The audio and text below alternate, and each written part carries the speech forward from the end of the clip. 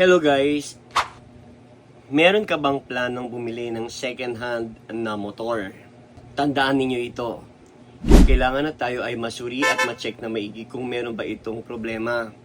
Kasi baka mamaya ang makuha nating motor yung may alarm or naka-red flag sa LTO. Ibig sabihin, maaaring yung motor na mabibili natin na second hand ay nagamit sa isang insidente or aksidente. Baka mamaya nagamit pala ito ng riding in tandem at naka-alarma yung motor na yan. Okay, so wag mabahala. Bibigyan ko kayo ng tip kung paano, no? Madali na. Kasi dati kailangan pa natin mag-check sa 2600. Kalimutan na po natin yun. Kasi ang bago po ay ang LTO tracker na.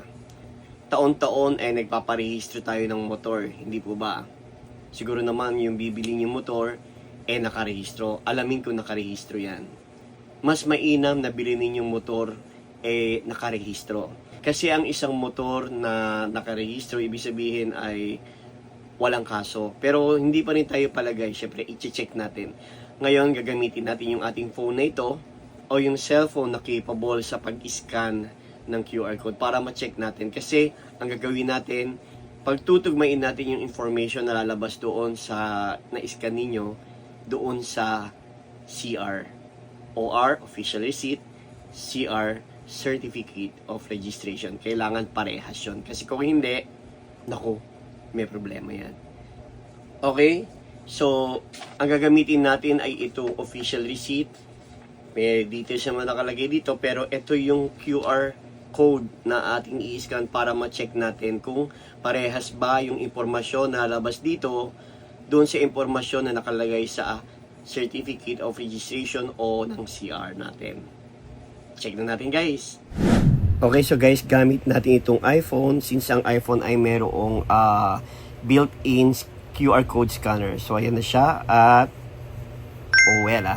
lumabas na yung details o yung information ng ating motor. Okay, so ayan, at tignan natin ngayon yung mga impormasyon kung parehas dito sa receipt niya. And mamaya check natin kung parehas naman siya dun sa CR. So ayan guys, kinukumpara na natin. And ito naman yung CR. So almost the same naman guys. Lahat ng impormasyon is nandoon at tama. Lalo na po yung MB file na nakalagay doon sa OR.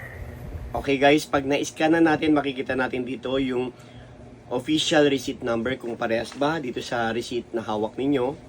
Yung transaction number, LTO client ID, yung owner, yung official receipt date, kung parehas yung date dito at saka yung dito. At saka yung MB file number nakalagay dyan at pati na rin yung plate number. So, ma-check nyo talaga guys. Okay? So far nakita naman natin na wala namang problema at updated lahat ng information sa motor ko. Siyempre, updated na yan dahil kakapa-transfer of ownership lang natin yan and kakapa-rehistro lang din natin.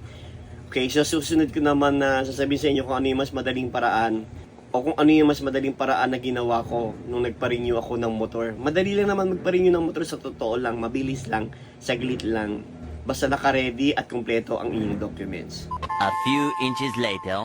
Tsaka guys, bago ko makalimutan, huwag kayong mag-alala kung halimbawa ang inyong kopya ng official receipt. Siyempre, ang dinadala natin yung photocopy ng ating ORCR, no? Hindi naman natin may iwasan na kung minsan ito ay napupunit o kaya nasisira o kaya nadudumihan. Huwag kayong mag-alala kasi ang kopya ng official receipt natin ay pwede nating i-reprint doon sa apps ng LTO portal. Makikita natin doon yung mga transaction natin, yung mga resibo nandun po.